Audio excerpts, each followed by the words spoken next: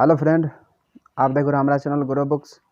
तो आज हम फिर से नई बुक लाए हैं जिस बुक का नाम है 13 things mentally strong parents do not do, यानी अपने बच्चों को आगे बढ़ने में मदद करें।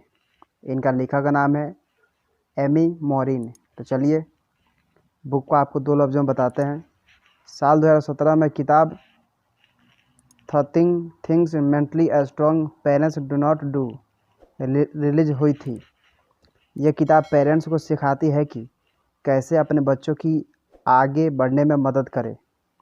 आपने कभी सोचा है या फिर आपने कभी खुद से कभी सवाल किया है कि आपके बच्चे असल में चाहते क्या हैं?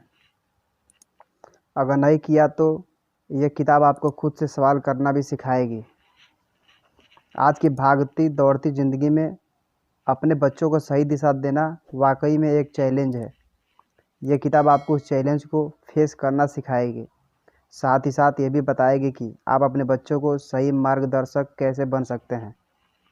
यह किताब किसके लिए है? ऐसे लोग जो अभी अभी पेरेंट्स बने हो, ऐसे सभी लोग जिनको पेरेंटिंग एडवाइस की ज़रूरत हो, ऐसे लोग जिनको बच्चों की साइकोलॉजी में इंटरेस्ट हो। अध्याय नंबर 1, मेंटली स्ट्रॉन्ग पेरेंट्स जिम्मेदारी को समझते हैं। फ्रेडरिक डगलस ने एक बार कहा था कि टूटे हुए पुरुष की तुलना में मजबूत बच्चों का निर्माण करना आसान है। तो जब तक बच्चे आपकी छत के अंदर है, आपकी जिम्मेदारी बनती है कि आप उन्हें सही दिशा की तरफ बढ़ाने में मदद करें। क्या आप ऐसा कर पा रहे हैं?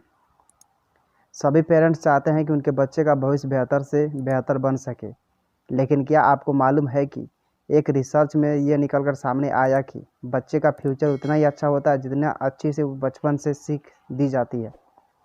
इसका मतलब साफ है कि आपको पता होना चाहिए कि पेरेंटिंग कैसे करनी है।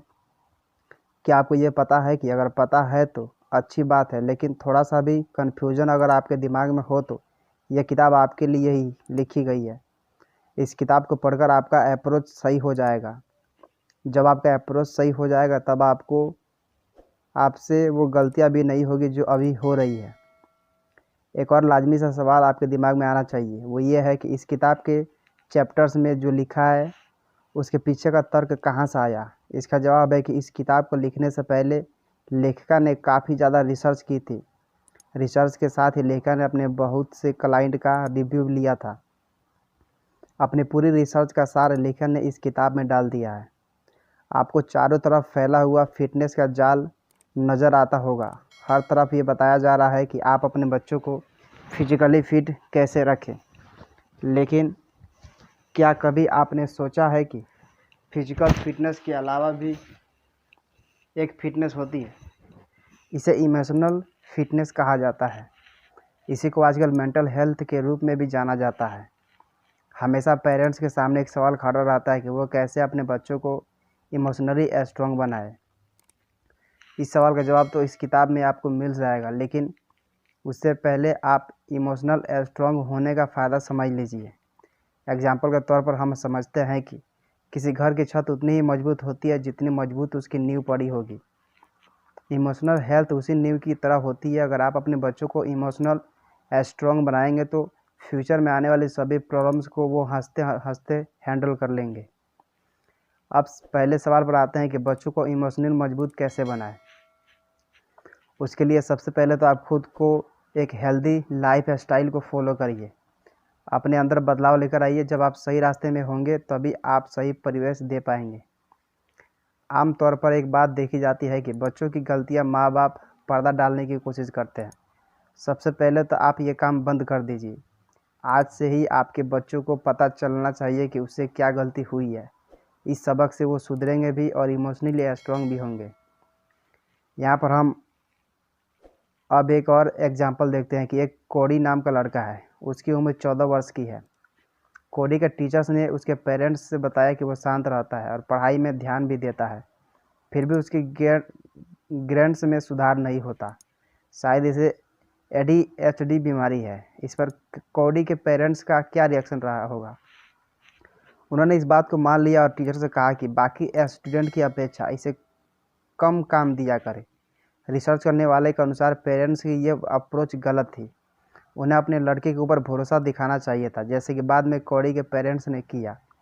उसके वर्क लोड में कमी नहीं आने दी, उसे एहसास दिलाया कि वो बाकियों की तरह ही है। इस अप्रोच के बाद कौड़ी के अंदर काफ़ी ज़्यादा इम्प्रूवमेंट देखने को मिला। उसके ग्रेड्स भी पहले से बेहतर हो चुके थे। जो पेरेंट्स खुद मेंटली स्ट्रांग होते हैं वो कभी भी अपने बच्चों को जिम्मेदारी से भागना नहीं सिखाते, बल्कि डटकर उसका सामना करना सिखाते हैं। फाइनली अपने बच्चों को आप सिखाइए कि वो ट्रू थॉट्स के साथ आगे बढ़े और ब्लू थॉट्स का चुनाव कभी ना करें। ब्लू थॉट्स वाले लोग मतलब ऐसे लोग जो हर बात की जिम्मेदारी दूसरे के कंधों पर डाल देते हैं। अध्याय नंबर 2, अपने बच्चों को डर से लड़ना सिखाइए। अगर आपको ऐसा लगता है कि आप अच्छे माता पिता नहीं हैं तो भी आपको चिंता करने की ज़रूरत नहीं है, क्योंकि आपकी ही तरह 94% लोगों को ऐसा लगता है कि आखिर ऐसा हो क्यों रहा है। लोगों को पता है कि उनकी पेरेंटिंग में कमी है, लेकिन फिर भी वो उस कमी को ठीक क्यों नहीं कर रहे हैं। इस सिचुएशन से एक चीज़ का जन्म होता है, किसका? गिल्ट का। और इसी गिल्ट की वजह से पेरेंट्स अपने बच्चों की हर डिमांड पूरी करने में लग जाते हैं। इसको हम जवाई के केस से समझने की कोशिश करते हैं। जवाई के बेटे का नाम मीका है। वो काफ़ी ओवरवेट है। उसका वजन जंक फूड की वजह से बढ़ गया था। अपने बेटों को देखकर जॉय को काफ़ी गिल्ट हुआ करता था। उस दिन ये गिल्ट और बढ़ गया जिस दिन मीका जंक फूड खाने के लिए रोने लगा और भीख मांगने लगा। तब जॉय को एहसास हो गया था कि उसके बच्चे के इस हालात का जिम्मेदार कोई और नहीं बल्कि वही है। अब यहाँ सवाल ये उठता है कि आखिर गिल्ट को मैनेज कैसे करें। सबसे पहले तो ये समझिए कि ये गिल्ट आपके लिए अलार्म की तरह है। ये अलार्म आपको बताने के लिए बजा है कि अभी भी समय है, सुधर जाओ। जैसे कि जॉय को अपनी गलत पेरेंटिंग का एहसास हुआ और उन्होंने सुधारने का फैसला कर लिया। जैसे ही आपके बच्चे अपने किशोरावस्था में पहुँचे, उनसे आप बात करिए कि अब उन्हें अपने कंफर्ट जोन से बाहर आना चाहिए। अब समय आ गया है कि वो बाप की उंगली छोड़कर खुद का रास्ता तय करें। उम्र के इस पड़ाव में आप दोस्त बनकर अपने बच्चों के साथ खड़े रहिए, उसे सही मार्गदर्शन दीजिए, उसी तरह का मार्गदर्शन जैसा भगवान कृष्ण ने अर्जुन को दिया था। आप अपने बच्चों के सारथी बनिए। आप अपने बच्चों को नई स्किल सीखने में मदद करिए। अपने बच्चे के सामने एक शानदार उदाहरण सेट करिए। अधिकतर पेरेंट्स की ये कोशिश होती है कि वो अपने बच्चों को एहसास दिलाते हैं कि वो उनके यूनिवर्स का सेंटर पॉइंट है। आप बताइए ये आइडिया कैसे रहेगा कि पेरेंट्स बच्चों को ये एहसास दिलाने की कोशिश करें कि वो पूरे ब्रह्मांड का सेंटर पॉइंट है। आप चाहते हैं कि आपका बच्चा खुद के ऊपर भरोसा करे, इसमें कोई बुराई नहीं है, लेकिन आप उसे ये एहसास क्यों नहीं दिलाते हो कि वह सबसे अलग है। सबसे अलग होने के एहसास के परिणाम काफ़ी भयानक हैं। इसको एक उदाहरण से समझने की कोशिश करते हैं। कैरल और टीम की एक बेटी है ब्रिटनी, जिसको उन्होंने पूरी छूट दी हुई है, ऐसी छूट की जिसका कोई सीमा नहीं है। इस छूट की वजह से ब्रिटनी के अंदर ये भावना आ गई कि वह स्पेशल है। एक दिन जब ब्रिटनी के पापा उसके कॉलेज गए तो उन्हें पता चला कि बाकी बच्चे उनकी बेटी को मीन समझते हैं। तब जाकर उन्हें एहसास हुआ कि इसके पीछे तो उन्हीं की गलती थी। ब्रिटनी के अंदर कभी भी उन्होंने ये बीज बोया ही नहीं कि उसे दूसरों की इज्जत करनी चाहिए। अगर आप अपने बच्चों से खुश हैं तो उसकी मेहनत की तारीफ़ करो, उसे प्रोत्साहित करो, लेकिन कभी भी उसके अंदर घमंड के बीज मत बोना, क्योंकि उसे काटना आपको ही पड़ेगा। आपने इस अध्याय में परवरिश के 2 और गुण सीख लिए। अध्याय नंबर 3, बच्चे गलतियां से ही सीखते हैं। पुरानी कहावत है कि कोयले की खदान से ही हीरा निकलता है। क्या आप इस कहावत को सही मानते हैं? अगर मानते हैं तो मानिए, लेकिन परफेक्शन का बोझ अपने बच्चों के ऊपर मत डालिए। बहुत से पेरेंट्स ऐसे होते हैं कि उनके बच्चे समाज के बनाए हुए हर रूल्स में फिट बैठे, हमेशा परफेक्ट हो, लेकिन उनको समझना चाहिए कि परफेक्शन का प्रेशर ही डिप्रेशन जैसी बीमारियों को जन्म दे रहा है। अब समय आ चुका है कि हम मेंटल हेल्थ को लेकर सजग हो जाए। अगर हम सीरियस नहीं हुए तो इसके परिणाम बड़े घातक हैं। 2013 में हुए रिसर्च में यह निकलकर सामने आया कि कुल आत्महत्याओं में 70% की उम्र 12 से 25 साल के थे।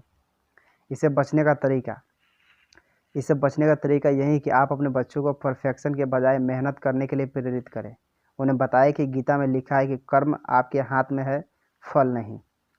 अपने बच्चों को सिखाइए कि ज़िंदगी मौज में जीना आसान है, हम इसको कठिन ना बनाएं। अगर आपके सामने कोई दिक्कत आ भी रही है तो उससे हल करने की कोशिश करिए। उस दिक्कत से डिमोटिवेट ना हो जाइए। कभी भी दिक्कत आपकी ज़िंदगी से बड़ी नहीं होती है। मानसिक तौर पर मजबूत पेरेंट्स बनिए। इस किताब के लेखक के दोस्त थे जिसका नाम जूली और माइकल था। जूली और माइकल ने एक दूसरे से तलाक ले लिया था, लेकिन इसका असर उनके बच्चों पर ना पड़े, इसलिए माइकल हर छुट्टी वाले दिन डिनर के लिए घर ही आते थे। कुछ कुछ ज़्यादा बदला नहीं था, लेकिन एक समय आया जब जूली को किसी और के साथ ज़िंदगी में आगे बढ़ना था। तब उसके सामने एक विकट परिस्थिति खड़ी हो गई कि बच्चों को कैसे हैंडल करे। यही काम अगर उन लोगों ने पहले कर लिया होता तो उनके बच्चे सच्चाई के साथ और मजबूत बड़े हुए होते हैं। जब बच्चे देखते हैं अपने माता पिता को अलग होते हुए तो लाजमी सी बात है कि उन्हें अच्छा नहीं लगता, लेकिन इस सिचुएशन से वो ज़िंदगी के बारे काफ़ी कुछ भी सीख जाते हैं। मतलब साफ है कि जो बच्चे बचपन से ये नहीं सीख पाएंगे कि दर्द को कैसा झेलना है, उन्हें जवानी में भी इसकी आदत नहीं पड़ेगी। जूली ने सोचा था कि वो सही कर रही है, बच्चों के सामने दूसरी तस्वीर पेश करके, लेकिन उसे सच्ची तस्वीर पेश करना चाहिए था। अगर उसने सही तस्वीर पेश की होती तो उसके बच्चे आज इस सिचुएशन के लिए तैयार होते। जब आप दर्द को समझ लगते हो और उसमें डील करने लगते हो बजाय उससे भागने के, तो आप एक बेहतर और मजबूत इंसान बनकर सामने आते हो। अध्याय नंबर 4, बच्चों को भावनाओं से दूर मत रखिए, उन्हें ज़िंदगी समझने दीजिए। पेरेंट्स ये चाहते हैं कि उनके बच्चे नेगेटिव माहौल से दूर रहे, लेकिन पेरेंट्स को समझना चाहिए कि बच्चों को सीखना पड़ेगा इस माहौल से भी डील करना। जीवन के सफ़र में हमेशा पॉजिटिव नहीं रहेगा। बस ये ध्यान रखिए कि जब आपके बच्चे नेगेटिव इमोशन से डील करना सीख रहे होंगे तब उन्हें एक सपोर्ट सिस्टम की ज़रूरत होगी। आप वो सिस्टम बनकर रहिएगा। आपको उन्हें सिखाना पड़ेगा कि इमोशन को कैसे हैंडल करना है। इमोशन चाहे पॉजिटिव हो या नेगेटिव, इंसान का स्थिर रहना बहुत ज़रूरी होता है।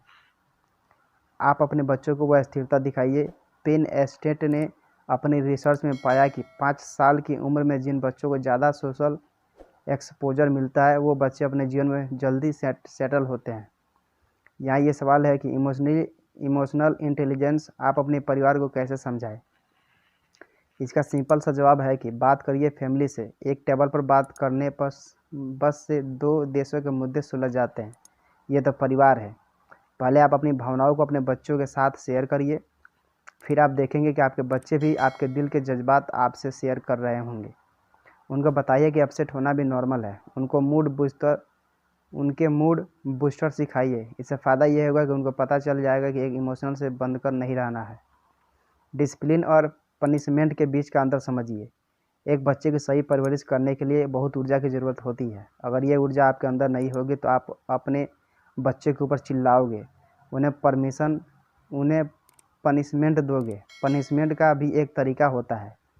अगर आप किसी बच्चे पर ज़्यादा ही चिल्लाते हो तो उसके अंदर कई बुरी क्वालिटी भी आ जाती है, जैसे कि वो हो सकता है कि ज़्यादा गुस्सा करने लग जाए।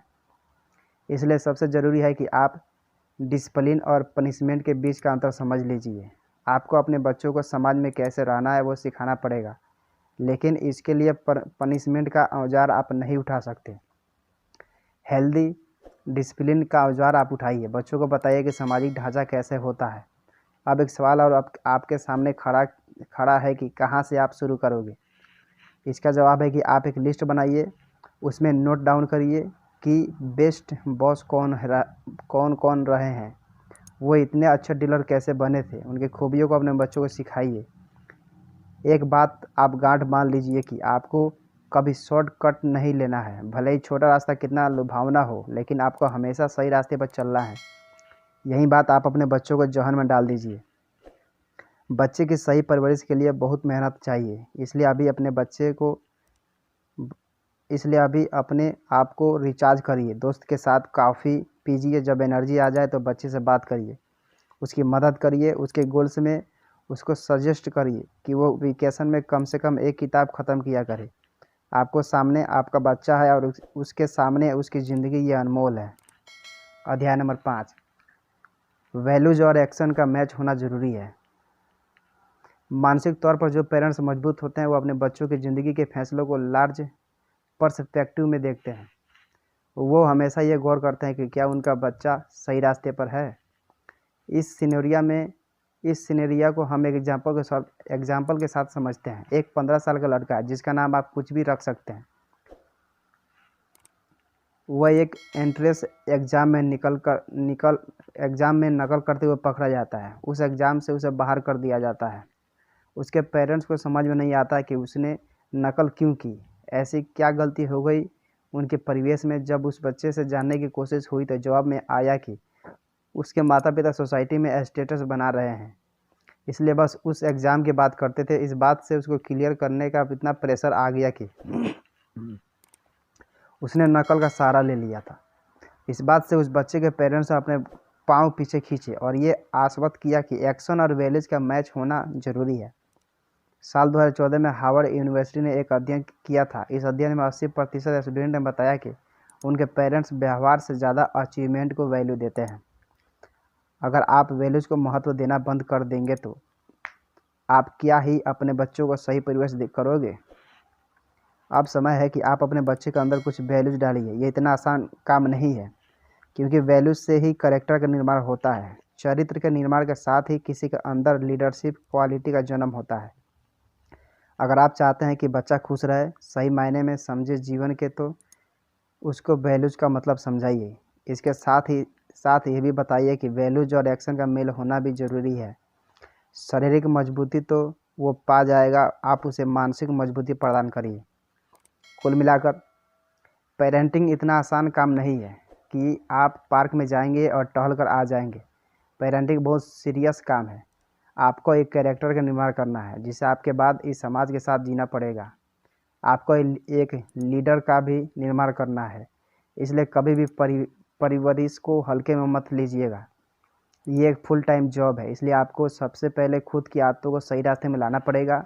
जब आप खुद सही रास्ते पर चलने लगेंगे तो जीवन खुद सही हो जाएगा। पेरेंट्स के तौर पर अपने बच्चे के अंदर वैल्यूज़ को डालिए। उन्हें बताइए कि जीवन में कठिनाइयों का सामना भी एक एथिक्स के साथ करना पड़ता है। ये भी बताइए कि राह इतनी आसान नहीं लेकिन मज़ेदार बन सकती है। आप अपने बच्चों को सिखाइए कि कैसे बेहतर इंसान बना जाता है। उसे बताइए कि कैसे वो हर रोज़ खुद में इम्प्रूवमेंट ला सकता है। आइडियल जीवन कैसे जिया जाता है उसकी कोई परिभाषा तो नहीं है, लेकिन अगर आप अपना जीवन एथिक्स के साथ बिताते हैं तो आप समाज के लिए भी बेहतर कर सकते हो और अपने परिवार के लिए भी। इसलिए पेरेंटिंग के महत्व को समझना ज़रूरी है।